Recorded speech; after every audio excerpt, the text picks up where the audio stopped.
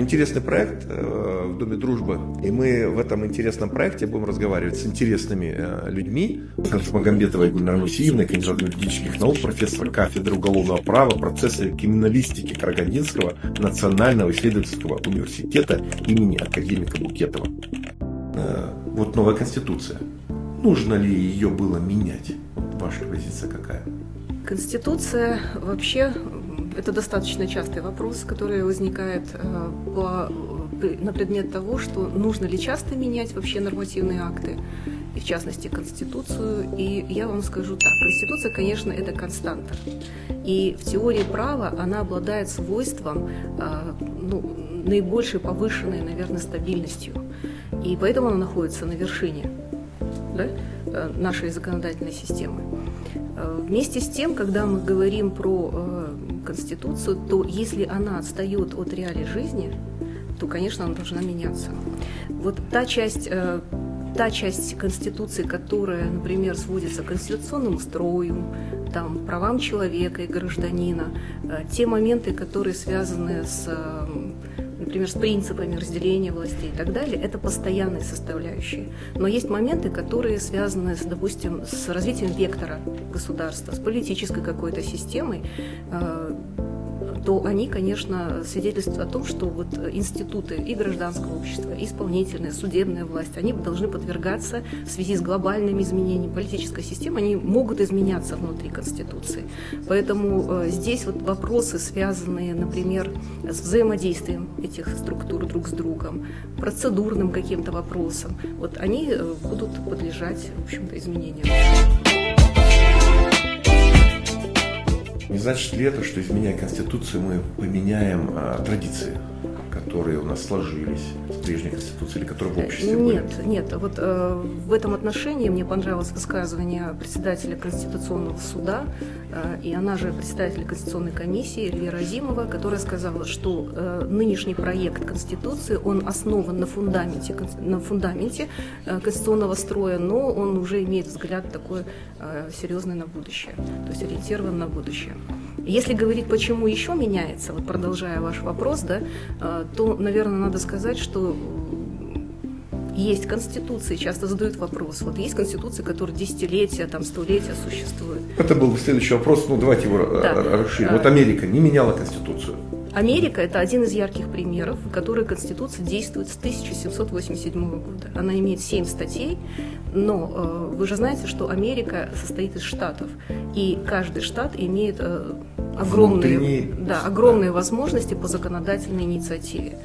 Есть другой пример – это Япония, в которой Конституция действует с 1947 года, и в этот период за этот период не было ни одного изменения поправок, которые были внесены. Но мы в данном случае считаем, что нужно не забывать, что все-таки, допустим, Соединенные Штаты Америки, они представляют англосаксонскую систему права, в которой главным источником является судебный прецедент и решение вышестоящих судов, которые обязательны для нижестоящих. В этой связи мы должны говорить о том, что если, вот, например, ты нарушил мое право, то ты будешь нести ответственность в соответствии с духом закона и с прецедентом, который когда-то имел место. В фильмах вы, наверное, видели, там, когда судья принимает решение на основе прецедента 1800 какого-нибудь года. Поэтому вот эта система, она существенно отличается от нашей. В нашей же системе, вот Казахстан относится к романо-германской правовой семье, в которой главным источником является закон. То есть, иными словами, у правоприменителя нет возможности использовать какую-то ситуацию, даже если она нарушила чьи-то права, поскольку нет закона.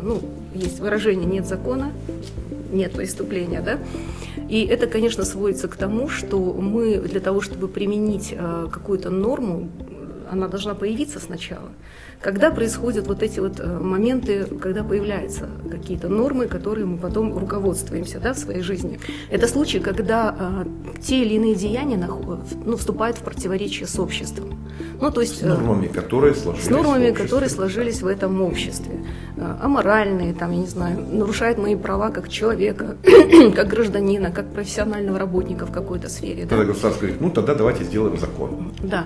Ну, и вот эти моменты, они приводят к тому, что наш законодатель, исходя из массовости этих случаев, вводит эти нормы в закон. Ну, для примера, чтобы было понятно, допустим, не было компьютеров, да, и компьютерных преступлений. Сегодня у нас появилась и есть, уже действует глава в сфере информатизации связи, например. Не было таких преступлений, как, насильственные действия сексуального характера, или там трансплантация органов или тканей, или создание лагерей или баз экстремистской направленности. Да? Ну, то есть предвосхитить появление этой ситуации невозможно, но она появилась, и государство реагирует. И государство сразу должно реагировать. Вот я в качестве примера хочу сказать, что вот буквально 16 июля 2025 года в Уголовно-процессуальный Уголовно-исполнительный кодекс было внесено огромное количество изменений и дополнений. Вот только в Уголовный кодекс было внесено 90 изменений и дополнений в разные статьи по разным моментам. Где-то в наказание, где-то в диспозицию статьи, где-то даже были криминализированные составы, ну, например, такие как сталкинг, понуждение вступления в брак, или там незаконная банковская деятельность, или микрофинансовая организация, да? То есть общество сегодня говорит, что есть необходимость реагировать на них, и государство сразу на это реагирует. И я вам хочу сказать, почему это быстро происходит. Потому что вот возникла ситуация, практически по истечении полугода, 3 января мы вышли с новогодних каникул, мы видим новую в электронной базе кодекса, новую статью, которая называется «Посягательство на медицинских работников». Это 380 прим. 3 статья в Уголовном кодексе, которая предусматривает уголовную ответственность за посягательство на медработников и водителей скорой помощи. То есть сегодня мы говорим, что правотворческая деятельность, она настолько динамична, насколько динамично общество. На нее также могут влиять и такие аспекты, как унификация законодательства, то есть сближение законодательства. Не секрет, что сегодня существует огромное количество таких мирового масштаба проблем, которые невозможно решить одним государством. То есть, например, вопросы миграции, например, да? Вопросы экологического направления, транснациональной преступности, то есть киберпреступность, экстремизм, терроризм, где государство нужно объединяться. Людьми. То есть в данном случае, да, вот, допустим, агентство по финансовому мониторингу, которое у нас существует, да, АФМ, она основана на внутренних документах, но и регламентирована ее деятельность, рекомендации, которые предусмотрены международной организацией ФАТФ, например. Или есть орган финансовой разведки, который называется Эгмонт, или Базельский комитет по банковскому регулированию. Понимаете? Это все международные организации, посредством которых решаются многие глобальные вопросы и которые позволяют, в общем, внутреннему законодательству активно противостоять тем вызовам, которые сегодня есть. Поэтому еще раз повторюсь, что вот именно правотворческая деятельность – это та деятельность, которая основана на вот этих вызовах и основана на требованиях общества по регулированию тех или иных общественных отношений. Как вы считаете, какая роль останется в Халык-Кенесе у Ассамблеи народа Казахстана? Сможет ли Ассамблея плавно войти, или это будет точка, после которой только новый орган начнет, или там будет некое объединение? Вот какая ваша позиция, как вы думаете? Ну, вообще, наверное, надо сказать, что роль Халык-Кенесе мы пока определить не можем, есть только заданная роль со стороны государства. И то, что Ассамблея как орган будет включен в работу этого Народного совета, я не сомневаюсь, потому что за годы существования, за десятилетия существования, то есть это орган, который был сформирован на заре независимости и который сделал свою великую миссию, осуществил. Он сплотил народы, он создал диалог межконфессиональный, да, то есть он сегодня имеет настолько высокий статус в обществе и в народе вообще, который позволяет нам говорить о том, что Ассамблея, как орган, с его институтами внутренними, такими как, например, Совет матерей, там, медиация, кафедры ассамблеи, да, которые есть при вузах, научно-экспертные группы. Это все лидеры мнения, которые, имея такой огромный опыт в разрешении конфликтов, то есть это все те органы, которые наработали определенный такой вот достаточно серьезный авторитет в обществе и наработали опыт работы в обществе. Они, по сути, являются же мягкой силой на сегодняшний день и способствуют своим авторитетом решать те вопросы, которые заложены в Халык-Кенесе, в проекте Халык-Кенесе, да, как Народный совет. И я думаю, что вот этот вот пласт диалога между обществом и государством, он активно будет внедрен Ассамблеей и с его институтами вот в эту деятельность. Ну, то есть вы считаете, что Халык-Кенесе это позволит приблизить возможности и способы решения АНК на возможность на более новый, более высокий уровень? То есть это новый статус ОНК? Ну, или идеи АНК им придают новый статус, более высокий? Ну, я не знаю, насколько более высокий. Здесь все-таки идет трансформация, как говорят, архитектуры в рамках конституционного развития.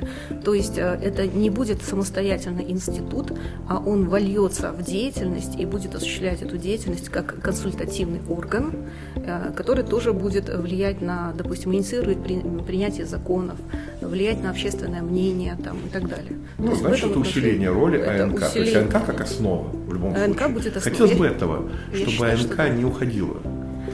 Я тоже так считаю, потому что те этнокультурные объединения, которые есть, да, наши руководители этнокультурных объединений, они, в общем-то, действительно являются лидерами общественного мнения, они могут осуществлять эту деятельность лучше, чем кто-либо другой, я думаю. Мне нравится в новой Конституции усиление роли гражданского общества. А что вам больше всего импонирует? Так, ну когда мы говорим про усиление роли гражданского общества, то, конечно, это в первую очередь создание вот этого совета Казахстан Халык-Кенесе. Но под этим аспектом мы можем рассматривать то, что все политические партии, например, общественность, она может быть включена в эти процессы, она может активно реагировать на них. И вообще мне нравится, что вот в этой обсуждении, которое сегодня происходит по проекту Конституции, да, мы же видим, что после сентября, когда было принято решение, или вернее было высказано нашим президентом необходимость создания однопалатного парламента, и когда комиссия по парламентской реформе определила, что это будет достаточно объемная масштабная деятельность, которая связана с изменением Конституции на 40 статей, да, изменением 10 конституционных законов, там более 50 кодексов и нормативных актов, то тогда было принято решение попросить у общества их предложения и то, что можно было бы использовать для новой Конституции. Да? А мы знаем, когда более чем на 50% меняется закон, то он должен быть принят заново. Новый, да. Вот. И поэтому, когда уже в январе наш президент сделал еще ряд дополнений по конституционной реформе, тогда уже действительно масштабность, да, и поступило, по мнению, вернее, по информации СМИ о том, что более 10 тысяч предложений, то я считаю, что это показатель нашей зрелости общества. Ну, то есть, раз общество активное, значит, оно зрелое. Ну, я соглашусь. Я считаю, да. А вот студенты ваши, вот их позиция какая? Она же может не совпадать с вашей, например, позицией. Как они относятся к изменению Конституции? Придут они 15 марта на референдум? Однозначно придут. Я абсолютно в этом убеждена, потому что сегодняшнее поколение, как мы их называем, зумеры, да, или поколение альфа, это люди, которые отличаются от таких, людей, которые ориентированы на лозунги. Это все-таки более критическое население сегодня, наша молодежь. Они, в общем, так очень внимательны. И когда вышел проект Конституции 30 января, у меня как раз совпало с темой, там сидело 100 человек, и тема была такая: уголовные правонарушения против конституционных прав и свобод человека и гражданина. Естественно, я сразу рассказала о том, что предысторию этого проекта, и рассказала о том, какие моменты основные там были приведены ну, то есть человекоцентричность, например, да, защиту человека в информационном пространстве, там, например, такие моменты, которые, что образование и наука являются приоритетным, то есть не только минеральные ресурсы и природные богатства, это прежде всего человеческий капитал в основе всего сегодня. И когда я вот это все проговорила и попросила их дать ответную реакцию, то на следующий день одна девочка, моя студентка Мукушева Мируэрт, она на трех страницах таким написала текст. Я считаю, что это такой, знаете, наверное, больше не только сравнительный, он еще такой аналитический и критический в том числе. То есть тогда еще, когда не было понятно, что есть техническая ошибка в казахском и русском тексте, да, об этом мы потом уже узнали. Вот она тогда написала, как это так, не предусмотрено в новом проекте бесплатное образование. Как это так может быть? Это значит, я должна полагать, что по истечении какого-то времени в связи с политической там, или экономической какой-то системой я не смогу получить доступ к образованию, наши который дети, ранее был гарантирован. причем он сказал, наши дети не смогут получить бесплатное образование. То есть это взгляд в будущее, это критический анализ, правильно? Это аналитика, да. Это чистая аналитика. И мне, в общем-то, это понравилось. А потом уже выяснилось, что, оказывается, в казахском тексте есть это вот техническая какая-то. Еще один аспект, который, там много моментов, да, но я приведу такой, который связан, допустим, с приоритетом международного права. Да, тоже говорят об этом. Да, и она написала так, что в нашем проекте Конституции определен брак – это союз мужчины и женщины. В то время как в международном праве дискриминация… Да, соответственно, если мы об этом не конкретизируем в Конституции, то, следовательно, наша норма будет иметь меньшую силу, потому что если в международном праве говорится условно там о различии, да, взаимоотношений.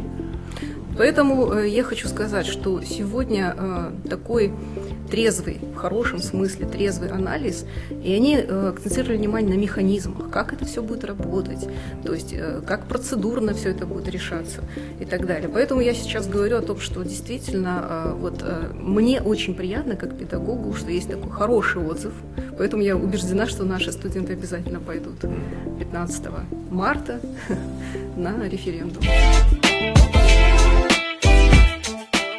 А что бы вы пожелали им? Я пожелаю нашей молодежи, нашим студентам жить по совести.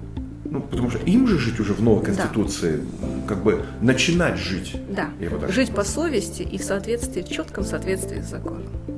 Угу. Хорошо, а совесть и закон и этика – это взаимодополняющие или закон может быть один, а этические нормы другими? Нет, закон у нас не принимается, если он противоречит устоям общества, там, морали, нравственности и так далее. Но каждый из нас, каждый же делает свой выбор в той или иной жизненной ситуации. Поэтому можно быть идеальным специалистом, профессионалом своего дела, но быть не очень хорошим человеком. Но это же не противозаконно, видите? Это не противозаконно, поэтому я и говорю, чтобы жили в единстве и совести, и закона. И были этичными.